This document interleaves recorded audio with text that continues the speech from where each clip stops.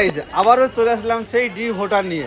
দেখতে পাচ্ছেন আজকে সকালবেলায় বহরমপুর যাওয়ার পথে আমি দেখলাম সেই জায়গাটায় আবার সেই কত মহিলা কত যুবক কত বয়স্ক লোক দেখতে পাচ্ছেন। এখানে আমি ভিডিওর মাধ্যমে একটা দেখাচ্ছি। এই যে দাদি বলছে আমি বাবা আর কতদিন বা বাঁচবো, যে আর কদিন পর তো মরতে হবে। এই অবস্থায় যদি আমাকে এইভাবে ডাকে, ভোট আমার নাম কেটে দেয়, তাহলে আমি যে এতদিন ধরে ভোটটা দিয়েছি সবগুলাই কি ভুল?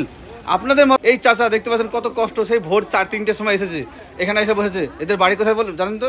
এদের বাড়ি তো ওরা বলছে আমাদের বাড়ি আমতলা, নওদা, কেউ বলছে হরিয়ারপাড়া, এরকম অবস্থা।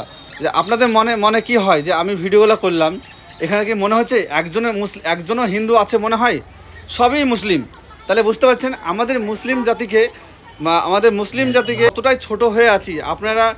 আপনারা আমরা জাগুন, অবশ্যই জাগুন, আর ভিডিওটা প্রচুর পরিমাণে শেয়ার করুন, আর কমেন্টে বলুন, মতামত বলুন। তবে তো মুখ্যমন্ত্রী প্রধানমন্ত্রী কাছে পৌঁছাবে, তবে ওরা বুঝতে পারবে যে আমরা যে এতগুলো ভোটার লিস্ট থেকে নাম কাটা পড়ে গেছে, তাহলে ভোট দিয়েই বা কী হবে?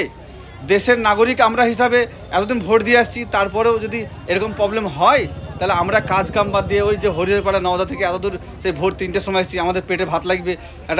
একটা বুঝতে পারছেন, এখানে কোনো গরিব বড় লোক আছে? একটা বড় লোক নয়, সবই গরিব। এরা খাবে কি?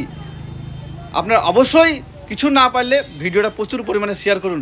আমি যে এত কষ্ট করে ভিডিওটা বানাচ্ছি, কেননা সোশ্যাল মিডিয়ায় দেওয়ার জন্য, সবাই জানুক, ওই জন্য ভিডিওটা বানাচ্ছি। অবশ্যই শেয়ার করুন। আসসালামু আলাইকুম।